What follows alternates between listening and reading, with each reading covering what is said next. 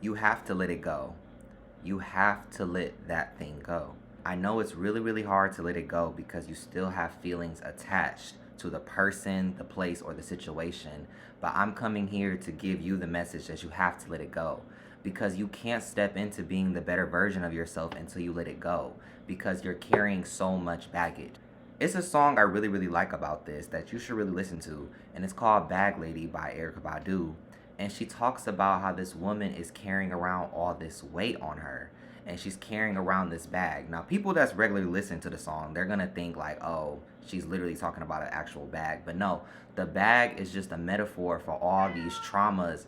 What's going on? What's up? What's going on? Okay, I'm back. He just needed some attention, child. But anyways, what I was saying was the bag is metaphorical for you carrying around your emotions and your traumas and stuff like that. And letting go used to be really, really hard for me. And I feel like I'm the best person and most qualified person to talk about this because there was someone very, very special in my life that I could not let go. You know, after you start dating someone, your those feelings that you generate with that person can like last years, and I did not know. I did not know. But let me tell you something. Let me tell you a secret. The feelings do go away, and they get weaker over time. Now, let me tell you why I believe it gets weaker. It gets weaker because I really do believe that time heals all. But time will heal all only if you're focused on the healing. You have to be focused on reading good books that stimulate your mind, watching good shows that stimulate your mind, eating good things that stimulate your body, being around the right people that are aiding your growth towards healing. You know, you have to put yourself in a better state so you can distract yourself from focusing so hard on that person or place or whatever trauma you've experienced. If you truly want to let it go, you have to change as a person. You have to change. And you have to be loving and patient to yourself. And you also have to do things that are going to heal the pain in the first place, to do the shadow work, which I can make a whole separate video on, to go to therapy, to talk about how you felt about that situation, and then also remind yourself why that situation happened and remind yourself of why it happened for the certain period that it did, and remind yourself why it had to end. The, the time that you had with that person and that place and what happened, it ended for a reason. And you have to keep reminding yourself of that. Whenever your brain starts to go back into like that nostalgia of what happened, you have to remind yourself that something happened that made this a trauma for me. There's a reason why this person triggers me. There's a reason why. And you have to remind yourself of that. That's how you let go. You let go through the acceptance of it. I was attached to somebody for so many years. Most special person, put them on this pedestal. They deserved everything from me.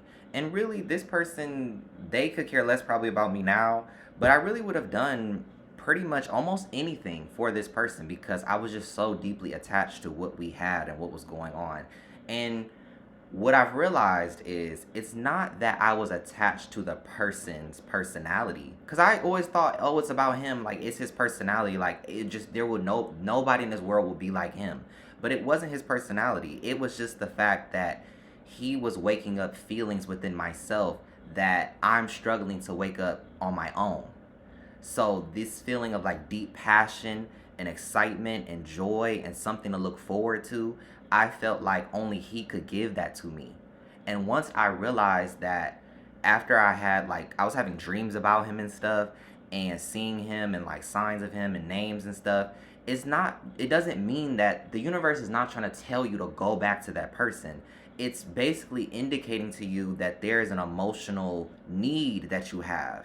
And this person just fulfilled an emotional need.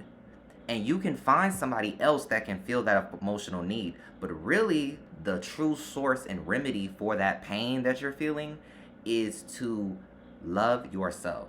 I know, sounds so cheesy. I know.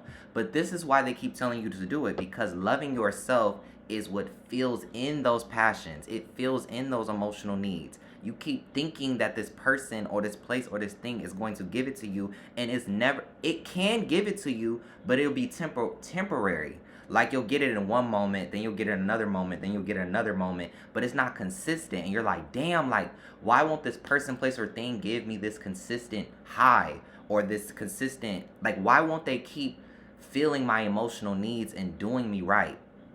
It's not their responsibility. It's your responsibility because it's your heart and your feelings and your mind. And you're meant to satisfy yourself first. Now, someone else can come in the future and they can add on top of to what you already have going on. And this took me a while to really get, but I want to repeat my main point. You are not attached to the person's personality or the things that they were doing. You are attached to the emotional need that they were fulfilling at that point in time. Because why else would you be attached to them? Because they did all this fucked up stuff to you. They did all this messed up stuff that wasn't good for you. But somehow you still find it in your heart to love them. You're not loving them because you're just this sweet person and you just, you're just so forgiving and so loving. No, you are attached to the pleasure. You're attached to the passion. You're attached to the deep romance that you felt, the deep love that you felt. But let me ask you, like, have you felt this deep love for yourself? I mean, really, really deep. To the point where you could talk to anybody, you could walk up to anybody, you can flirt, you can go after your goals. Doing that is self-love. When I'm making this video, this is really hard for me to do. But I'm learning to love myself. That's why I'm wearing all red right now. That's why I'm wearing all of this right here. Because red for me is my favorite color. It's a power color for me, and it signifies me loving myself.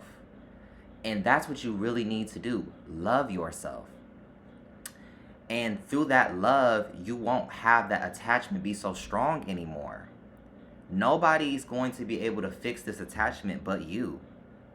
You have to understand, and you have to understand, what emotional need do I have that they are fulfilling? It's most likely something that your parent did not fulfill for you.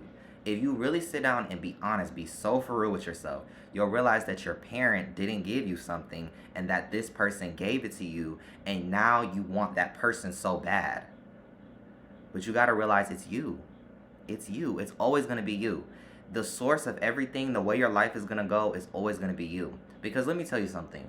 Even if the relationship with the person is going well and they're fulfilling your emotional needs, that's great. What if they die? What if they move away? What if they get sick? What if they go into a coma? What's going to happen then? And I'm not saying you don't care about people, but because I feel like I heard somebody say that.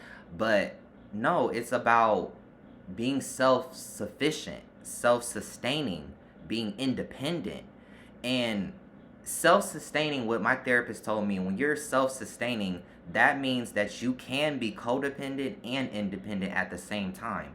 What do you mean by that? What I mean is you can rely on other people to give you some emotional needs, attention, but you also have to be independent and be able to do for yourself as well. So that means you have to love yourself first and have passion within yourself first for life, and then that person comes and increases what you have. They're meant to help you when you're low, but they should not be the source of your happiness. They can add happiness, but they are not the source. You are the source. This is the temple of God. What the Christians talk about, this is the temple of God. This is where the Holy Spirit lives. This is where your source of everything is going to come, right here. So when you're thinking about that person, I want you to be like, no, and think about you. And go in the mirror and talk to yourself. That person was complimenting you. Do you text yourself good morning? Do you text yourself like compliments about how you look? Do you go in the mirror and talk to yourself and say you look good and you're going to have a good day and I'm here for you? Do you rant to yourself? These are like things that people see as so corny, but these are the things that have gotten me through the worst amounts of depression. I've gone through so much depression in college, and the thing that got me through was talking to myself, to really give myself the motivation, because nobody around me would. The only other person that would really motivate me is maybe my mom, my dad, or my therapist, which I highly, highly revere them and respect them for helping me so much. But no, the person that really got me through everything and really has been carrying me is me. And I want you to feel that way too. So, in order to let go, you're going to have to add something. You're going to have to add love into your life for within yourself. And create or find a passion for life that you can focus on. Find something that you're passionate about.